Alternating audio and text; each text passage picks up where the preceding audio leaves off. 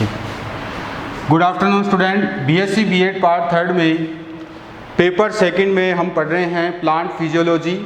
और पिछली क्लास में मैंने आपको जल के पादपों के लिए महत्व और उसके बाद जल के भौतिक और रासायनिक गुणों के बारे में बताया था।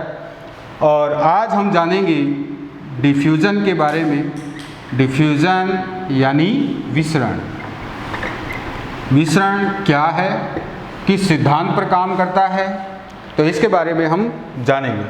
देखिए, विसरण जो है ठोस, द्रव और गैस पदार्थों का अपनी उच्च सांद्रता क्षेत्र से निम्न सांद्रता क्षेत्र की ओर होने वाली गति को हम क्या कहते हैं? विसरण कहते हैं। और विसरण की प्रक्रिया तब तक चलती रहती है जब तक उपलब्ध माध्यम में ये अणु, पदार्थ के अणु समान रूप से वितरित ना हो जाए। तो विसरण की परिभाषा हम क्या कहेंगे?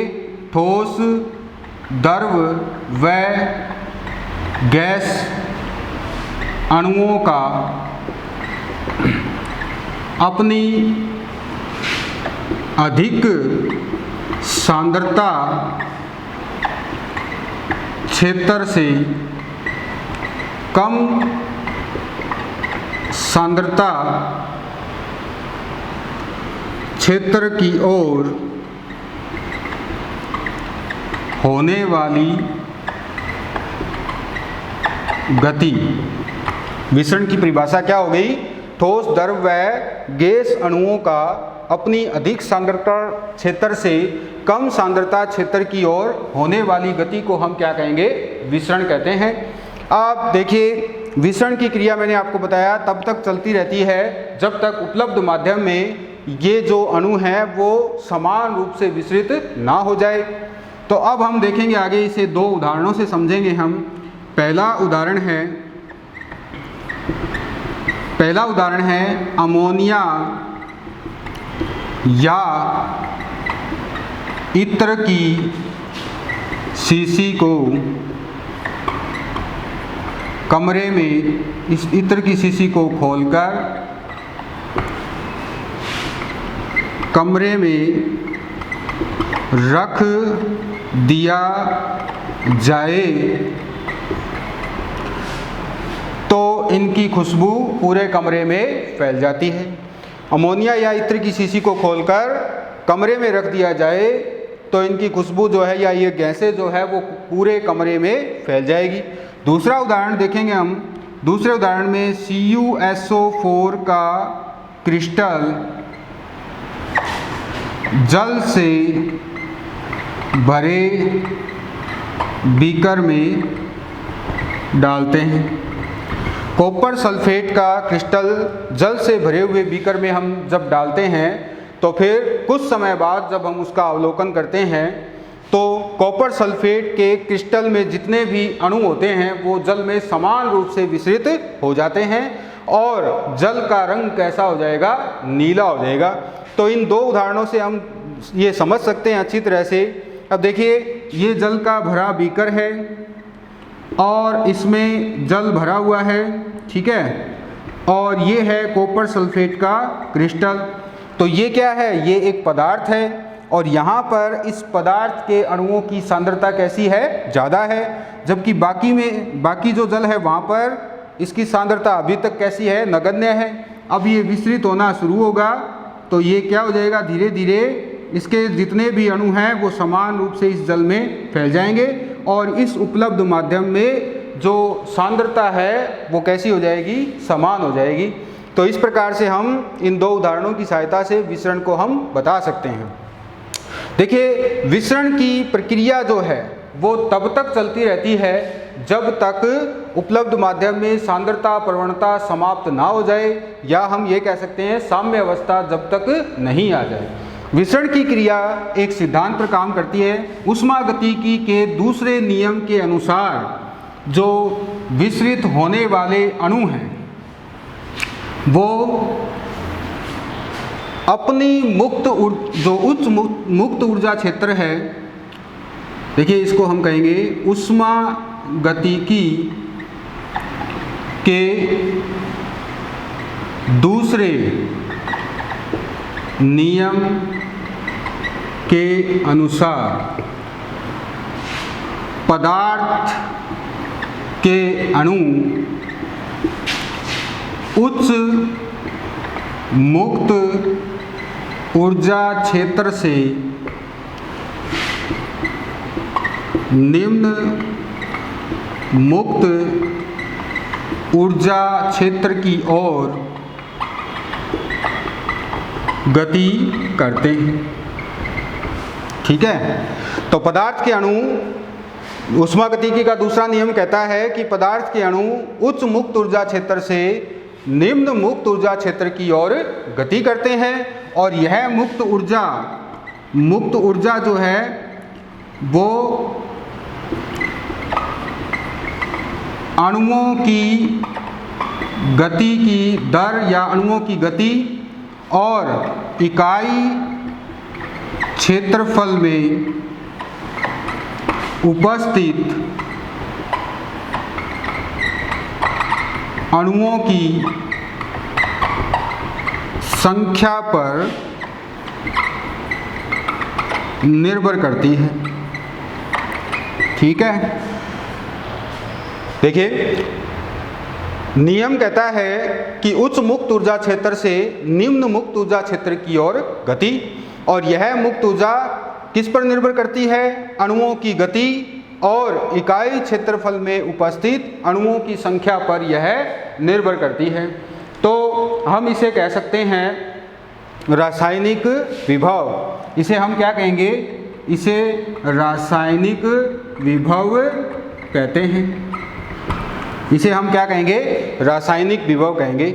ठीक है, तो इस आधार पर हम कह सकते हैं कि जो विसरण की दर है वो रासायनिक विभव पर निर्भर करती है। हम इसे सीधे शब्दों में ये कह सकते हैं कि पदार्थों के विसरण की दर रासायनिक विभव या मुक्त ऊर्जा पर निर्भर करती है। अब देखिए, विसरण की क्रिया साम्य अवस्था होने तक चलती रहती है। कोई भी माध्यम है, जैसे हमने अभी देखा था कि जल से भरा हुआ बीकर है और इसमें हमने क्या डाला? कॉपर सल्फेट का क्रिस्टल। तो ये तब तक इसमें माध्यम में विसरित होता रहेगा जब तक सांद्रता प्रवणता समाप्त ना हो जाए।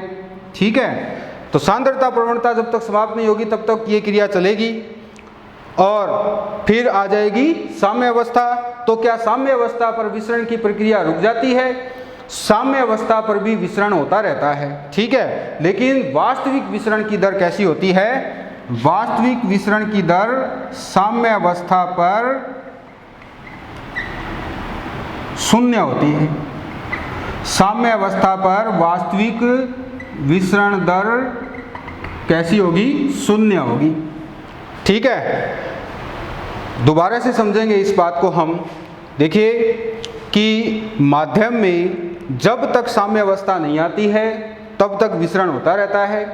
तो क्या विसरण बंद हो जाएगा साम्य अवस्था पर? नहीं, बिल्कुल नहीं होगा। विसरण फिर भी होता रहेगा, क्योंकि वास्तविक विसरण की दर शून्य है। इसलिए पदार्थ के अणु सभी दिशाओं में विसरित होते रहते हैं। ये विसरण तो लगातार चलेगा ही चलेगा। साम्य अवस्था पर भी जो पदार्थ के अणु हैं वो सभी दिशाओं में विसरित होते हैं, यानी इधर से इधर, इधर से इधर, ये सब चलते रहते हैं। तो फिर वहाँ पर वास्तविक विसरण कैसा हो जाएगा? शून्य हो जाएगा, क्योंकि ये जो क्रिस्टल है वो तो इस जल में संपूर्ण रूप से घुल चुका है, यानी कि इसके अणु जल में संपूर्ण रूप से वितरित हो चुके हैं।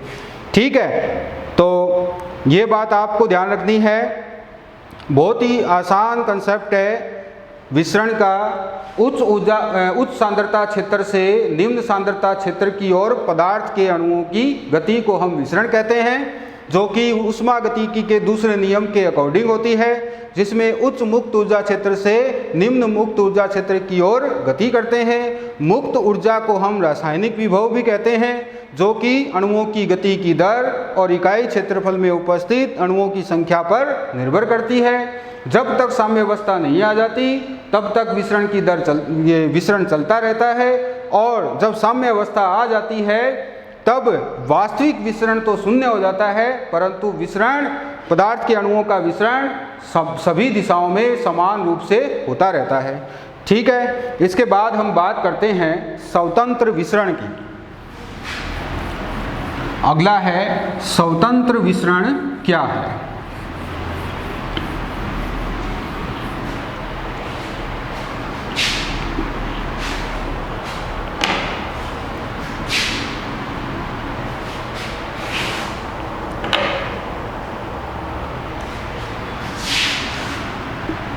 स्वतंत्र विसरण, देखिए स्वतंत्र विसरण क्या है। इसका मतलब ये है कि अलग अलग पदार्थ अगर एक ही माध्यम में विसरित होने वाले हैं तो वो क्या करेंगे, एक दूसरे के विसरण को वो प्रभावित नहीं करेंगे। यानी कि अलग अलग पदार्थ एक ही माध्यम में एक दूसरे के विसरण को प्रभावित किए बिना लगातार विसरित होते रहते हैं। ठीक है, और वो भी किस आधार पर, वो अपनी सांद्रता के अकॉर्डिंग विसरित होते हैं, परंतु उन पदार्थों की विसरण दर अलग अलग हो सकती है। यानी कि विसरण की गति जो है वो अलग अलग उनमें हो सकती है। तो स्वतंत्र विसरण में हम इस तरह से बता सकते हैं कि किसी भी तंत्र में प्रत्येक पदार्थ का विसरण दूसरे पदार्थ के विसरण से स्वतंत्र होता है।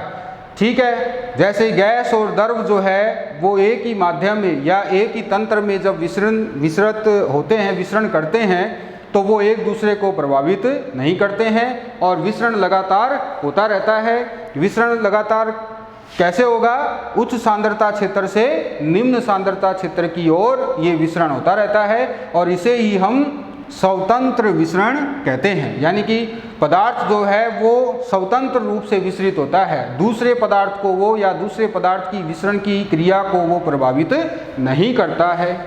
ठीक है, इसको हम समझेंगे दो उदाहरणों से। देखिए, उदाहरण पहला है O2 व जल वाष्प का रंध्रों से बाहर आना। तो ऑक्सीजन और जल वाष्प जो है वो रंध्रों से बाह्य वातावरण में आते हैं, यानी बाह्य वातावरण में विसरित होते हैं। और उसी दौरान CO2 का बाह्य वातावरण से पत्तियों या रंध्रों के माध्यम से पादपों के अंदर प्रवेश, ठीक है, या विसरण। तो देखिए यहाँ पर हम देखते हैं दो अलग अलग हो गए गैस, यहाँ पर ऑक्सीजन है, यहाँ पर CO2 है। इसी तरह से जल वाष्प भी है। तो O2 व जल वाष्प रंध्रों से बाहर जाते हैं, ठीक है, और CO2 रंध्रों से या पत्तियों से कहाँ आती है, पादपों के अंदर आती हैं। और ये दोनों क्रियाएं एक ही समय पर होती हैं। तो एक ही समय पर इस तरह से जो पदार्थ हैं वो एक दूसरे को प्रभावित नहीं करते हैं और अपने आप में ही वो विसरणशील बने रहते हैं। ठीक है, तो यहाँ पर हम देखते हैं कि ये एक दूसरे को प्रभावित नहीं करते, तो इसलिए ये स्वतंत्र रूप से विसरित होते रहते हैं। तो इस प्रकार हम देखते हैं कि यहाँ पर जो स्वतंत्र विसरण है वो अपनी अपनी भिन्न सांद्रता के अनुसार और भिन्न गति से होता रहता है। यानी कि विसरण की दर जो है, विसरण की गति जो है वो इन पदार्थों में अलग अलग हो सकती है। इसके बाद आते हैं हम विसरण दाब की ओर चलते हैं। विसरण दाब क्या है? अगला है विसरण दाब।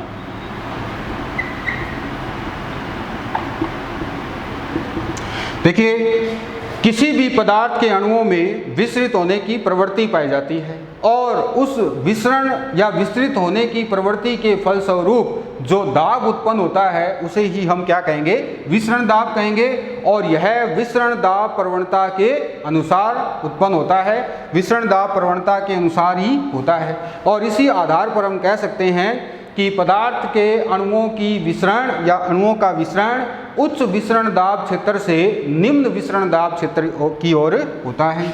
तो अणुओं की गति उच्च विसरण दाब क्षेत्र से निम्न विसरण दाब क्षेत्र की ओर विसरण दाब प्रवणता के अनुसार होती है। ठीक है, तो अणुओं की गति उच्च विसरण दाब क्षेत्र से निम्न विसरण दाब क्षेत्र की ओर विसरण दाब प्रवणता के अनुसार होती है। इसका मतलब ये है कि जैसे ये एक बीकर है और इसमें जल है, उसी उदाहरण से समझा देता हूँ ताकि समझ में आ जाए। ये है कॉपर क्रिस्टल का, ये कॉपर सल्फेट का क्रिस्टल, तो ये अब विसरित होना शुरू हो जाएगा, यानी कि ये विसरित हो रहा है। ठीक है, हो रहा है। तो अगर एक समय ऐसा आता है कि इस जल की कुछ मात्रा, मान लो कि इतनी मात्रा जो है वो कैसी है, रंगहीन है, और ये कैसा है, ये नीला है। ठीक है, तो जब तक ये अंतर बना है, यानी कि ये दो क्षेत्र हो गए। ठीक है, एक तो ये हो गया रंगहीन क्षेत्र और ये हो गया इसका नीला क्षेत्र। तो ये दो क्षेत्र हो गए अणुओं के, विसरित होने वाले अणुओं के, ये क्या हो गए, दो क्षेत्र हो गए। और जब तक ये दो क्षेत्र हैं तब तक इसके अंदर क्या है, विसरण दाब प्रवणता है, यानी कि विसरण दाब का अंतर है। तो यहाँ पर क्या है, यहाँ पर विसरण दाब कैसा है, उच्च है, और यहाँ पर विसरण दाब कम है। तो अणु क्या करेंगे, अपने उच्च विसरण दाब क्षेत्र से निम्न विसरण दाब क्षेत्र की ओर गति करते हैं, और इस तरह से ये गति विसरण दाब प्रवणता के अनुसार होती है। अब अगर ये भी जल नीला हो जाए तो फिर क्या होगा, विसरण दाब प्रवणता समाप्त हो जाएगी। ठीक है, और विसरण संपूर्ण हो जाएगा, यानी कि वास्तविक विसरण कैसा आ जाएगा, शून्य हो जाएगा। ठीक है, तो यहाँ पर हम देखें कि विसरण दाब जो है वो अणुओं की गति और जो विसरण दाब क्षेत्र हैं, दो विसरण दाब क्षेत्र हैं, उन दोनों की दूरी पर निर्भर करता है। जितना अधिक विसरण दाब होगा उतनी ही अधिक किसकी गति होगी, विसरण की गति होगी, यानी कि विसरण की दर भी उतनी ही तेज होती है। तो ये है विसरण दाब। इसके बाद हम बात करेंगे विसरण को प्रभावित करने वाले कारक। नेक्स्ट है विसरण को प्रभावित करने वाले कारक।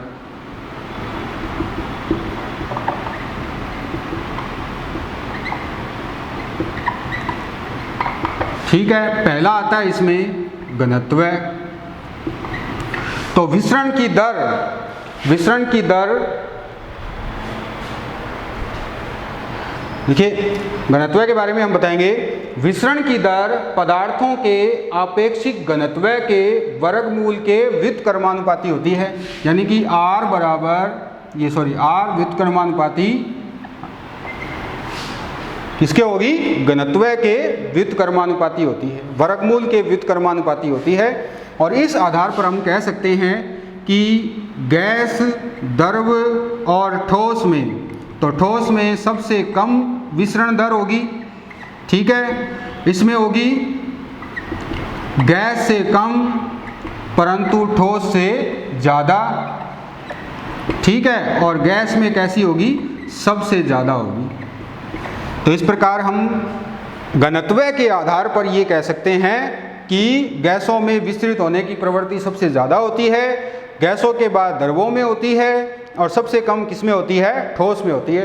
ठोस के बारे में आपको ये भी ध्यान रखना है कि ठोस के द्वारा विसरण की गति धीमी होती है, जबकि ठोस के अंदर विसरण कैसा होता है, अधिक हो सकता है, तेज हो सकता है। यानी कि ठोस के अंदर कैसा हो जाएगा विसरण, वो तो हो जाएगा अधिक, यानी कि कोई भी ठोस पदार्थ है वो अगर किसी दूसरे पदार्थ या किसी गैस को या किसी द्रव को वो अवशोषित करता है ठोस, तो फिर कैसा हो जाएगा, विसरण की गति कैसी हो सकती है, तेज हो सकती है। परंतु अगर कोई ठोस है उसको खुद को विसरित होना है किसी माध्यम में, तो उसकी गति धीमी हो सकती है। ठीक है, इसके बाद घनत्व के बाद हम बात करेंगे माध्यम की सांद्रता। दूसरा आता है कारक माध्यम की सांद्रता। तो विसरण की दर, माध्यम की सांद्रता और उसके आपेक्षिक घनत्व के वर्ग, जो विसरण की दर, माध्यम की सांद्रता और उसके आपेक्षिक घनत्व के व्युत्क्रमानुपाती होती है। और इसी आधार पर हम फिर से वही बता सकते हैं, गैसों में सबसे ज़्यादा, द्रव में गैस से कम और ठोस में सबसे कम विसरण की गति पाई जाती है। तीसरा आता है तापमान। तापमान किस तरह से प्रभावित करता है? किसी भी माध्यम में अगर तापमान बढ़ा दिया जाए तो विसरित होने वाले अणुओं की गतिज ऊर्जा भी बढ़ जाती है। फलस्वरूप क्या होगा? विसरण की दर भी बढ़ जाएगी। इसको हम उदाहरण से समझ सकते हैं कि हमने एक बीकर में चीनी डाली है और उस चीनी के जो अणु हैं वो उस जल में अब समान रूप से विसरित होने शुरू हो चुके हैं, परंतु इसमें इस क्रिया में समय कितना लगेगा? ज़्यादा लगेगा, यानी कि विसरण की दर कैसी हो जाती है? धीमी हो जाती है।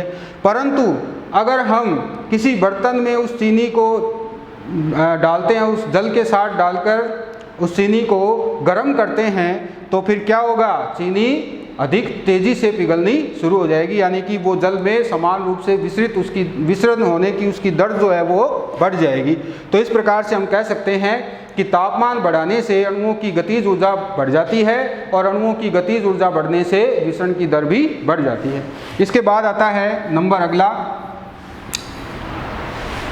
नेक्स्ट जो है इसमें वो है विसरण दाब प्रवणता, DPG, डिफ्यूजन प्रेशर ग्रेडियंट, विसरण दाब प्रवणता। तो विसरण दाब प्रवणता हम बता सकते हैं कि विसरण की दर विसरण माध्यम में विसरित होने वाले विसरण अणुओं के विसरण दाब के समानुपाती और दूरी के व्युत्क्रमानुपाती होती है। विसरण दाब के अंतर के तो कैसी हो जाएगी? समानुपाती। देखो वही बात है, ये है विसरण दाब, वही बता रहा हूँ मैं, ये रंगहीन और ये है नीला, तो ये हो जाएगा विसरण दाब। तो इस दाब के तो कैसी हो जाएगी? यहाँ पर जो दाब उत्पन्न होगा इसके तो कैसी हो जाएगी? समानुपाती, ठीक है। और ये जो दूरी है, इस दूरी के कैसी हो जाएगी? व्युत्क्रमानुपाती होती है। तो इस आधार पर हम कह सकते हैं कि विसरण की प्रक्रिया विसरण दाब प्रवणता के अनुसार होती है। विसरण दाब प्रवणता के बारे में मैंने आपको पहले ही बताया था कि इस आधार पर हम ये बता सकते हैं कि उच्च विसरण दाब क्षेत्र से निम्न विसरण दाब क्षेत्र की ओर पदार्थों या अणुओं की गति होती है। तो इसको हम एक सूत्र से बता सकते हैं, DPG बराबर DP1, DP2 और D, ठीक है। तो इस प्रकार से हम इसके अंदर देखेंगे DP1 और DP2 क्या है? DP1 और DP2 क्या है? विसरण माध्यम में दो सिरों पर व्यवस्थित जो क्षेत्र हैं, उन दो सिरों पर व्यवस्थित विसरित होने वाले अणुओं का जो क्षेत्र है, उस क्षेत्र में जो दाब है उस दाब का अंतर है, ठीक है। तो विसरण दाब का अंतर क्या है? ये है। और D क्या है? यहाँ पर D है इसकी दूरी, जिसे हम कह रहे हैं डिस्टेंस, ठीक है। तो DPG के द्वारा हम ये बता सकते हैं कि विसरण की दर उच्च विसरण दाब क्षेत्र से निम्न विसरण दाब क्षेत्र की ओर होती रहती है। इसके बाद डिफ्यूजन का महत्व क्या है? महत्व में हम देखें, पहला महत्व, गैसों पादपों में गैसों के परिवहन या गमन का एक मात्र तरीका, ठीक है। विसरण क्या है? पादपों में गैसों के परिवहन या फिर गमन का एक मात्र तरीका क्या होता है? विसरण होता है, ठीक है। दूसरा है इसमें कोशिकाओं में पदार्थों का परिवहन विसरण के माध्यम से होता है, ठीक है। कोशिकाओं में पदार्थों का परिवहन किस माध्यम में होता है? किसके द्वारा होता है? विसरण के द्वारा होता है। तीसरा है खनिज लवणों का बाह्य माध्यम से पादप उत्तकों में प्रवेश या अवशोषण किसके द्वारा होता है? विसरण की क्रिया के द्वारा ही होता है। यानी खनिज पोषक तत्वों का जो खनिज लवण है उनका बाह्य माध्यम या बाह्य विलयनों से पादपों के अंदर अवशोषण किस क्रिया के द्वारा होगा? विसरण की क्रिया के द्वारा होता है। इसी तरह से मूल द्वारा यानी कि जड़ों द्वारा जल का अवशोषण भी कैसे होता है? विसरण की क्रिया द्वारा होता है। ठीक है। इसके बाद फोटोसिंथेसिस के दौरान कार्बन डाइऑक्साइड का अंतर्ग्रहण और O2 का बहिर्गमन, यानी कार्बन डाइऑक्साइड को पादप क्या करते हैं? अवशोषित करते हैं, जबकि ऑक्सीजन को रिलीज करते हैं, यानी कि ऑक्सीजन बाहर निकलती है। और इसी तरह से श्वसन की क्रिया में ऑक्सीजन का अंतर्ग्रहण और CO2 का बहिर्गमन विसरण की क्रिया द्वारा ही होता है। और एक और मोस्ट इम्पॉर्टेंट इसका महत्व है, वाष्पोत्सर्जन की क्रिया के दौरान जल वाष्प का रंध्रों के माध्यम से बाह्य वातावरण में जो बहिर्गमन है वो किसके द्वारा होता है? विसरण की क्रिया द्वारा ही होता है। तो महत्व में आपको ध्यान रखना है, पादपों में गैसों का परिवहन या गमन का एकमात्र तरीका क्या होता है? विसरण होता है। और इसके अलावा जड़ों द्वारा जल का अवशोषण विसरण की क्रिया है। बाह्य विलयन से खनिज पोषक तत्वों का पादपों में अवशोषण किसके माध्यम से होता है? किसकी क्रिया द्वारा होता है? विसरण की क्रिया द्वारा होता है। प्रकाश संश्लेषण के दौरान CO2 का अंतर्ग्रहण और O2 का बहिर्गमन किसके द्वारा होगा?